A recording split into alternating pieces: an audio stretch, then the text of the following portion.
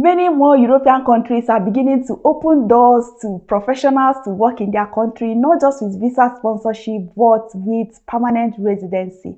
In 2023, in December, this country, they made it possible for more professionals to be able to get a job in their country with permanent residency. And in March 2023, more professionals will be able to get permanent residency straight away once they get a job from a licensed sponsor.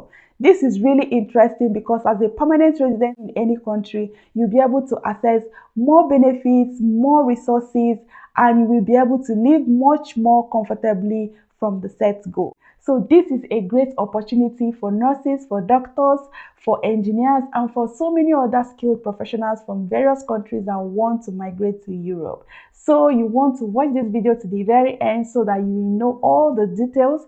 One thing I ask of you is if you know you get any value from this video, please give it a thumbs up, because when you do that, YouTube will be able to recommend it to more people, and people that are searching for this information will be able to see it. Thank you so much for coming back. If you're seeing my face for the first time, my name is Lynda.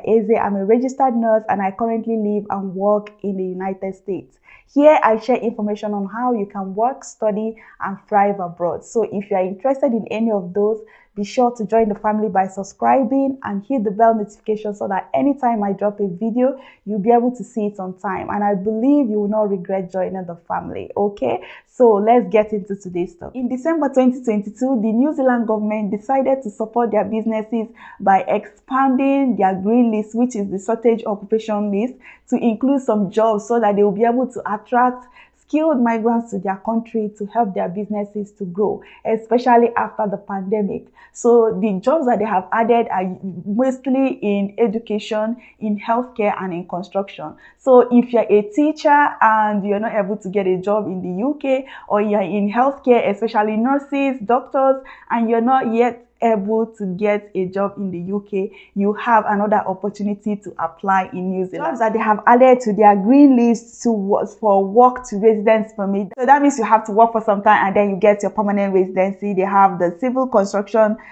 supervisors, gas fitters, drain layers, skilled crane operators, skilled civil machine operators, halal slaughters, skilled motor mechanics, skilled telecommunication technicians, all secondary school teachers, or primary school teachers. So work to residence permits, which is really cool.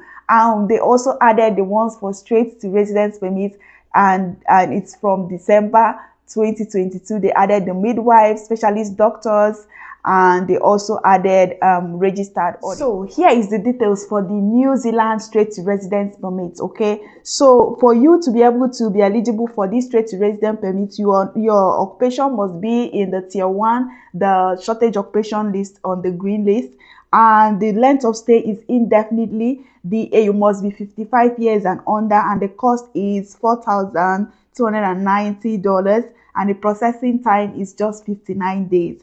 With this visa, you can live, work, and study in New Zealand, you can include your partner and your dependent children aged 24 and under. So you must be working for an accredited employer or have a job offer from one. Your role must be on tier 1 of the green list and must meet the requirements set out in the green list for your role. So they have the green list. I'm going to leave the link so that you'll be able to also read all these details by yourself. So you can either come to New Zealand on a work visa now and apply for straight to resident visa, or apply from outside of the New Zealand. That you must include your application or English translation for any document, especially if your documents or your studies were done in another language that is not English. About the requirements, you need a proof of identity. You must be of good character, and then health, you must be able to do an x-ray. So definitely you have to do the health check and x-ray and all of that. And your age, you must be 55 and under. English, you'll be able to speak English.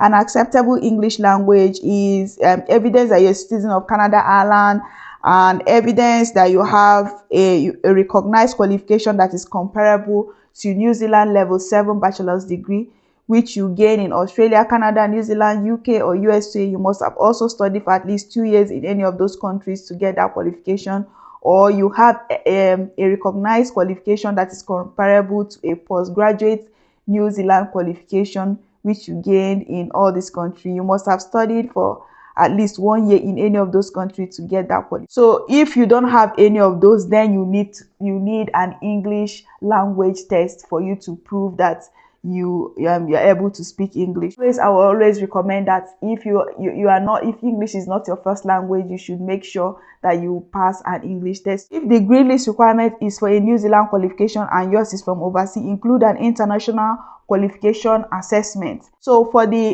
international qualification assessment, they also have a link how you can actually go about all of that. Okay, for the work, you must be working for an accredited employer. Your role is on tier 1. You meet the role's requirements, and your employment is full-time and genuine, and the role is permanent or fixed term for at least 12 months on a contract or contract base, at least 6 months or more.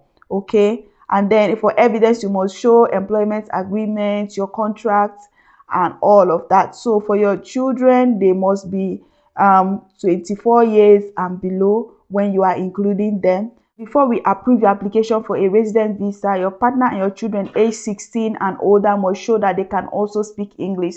So if your children are older from 16 years and above, they might want them to also take an English language test.